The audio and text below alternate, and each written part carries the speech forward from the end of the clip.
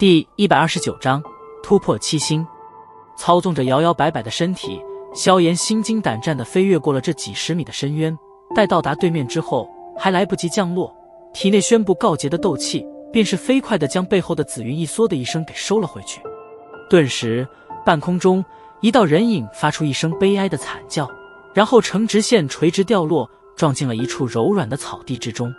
本就已经到达极限的身体，在这么一撞，萧炎眼前一黑，终于是彻底的昏迷了过去。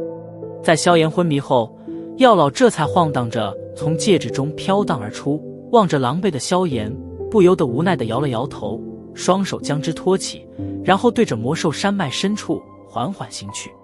竟然敢强行使用地阶斗技，真是个胆大包天的家伙啊！沉睡的黑暗之中，萧炎迷糊地觉得全身似乎被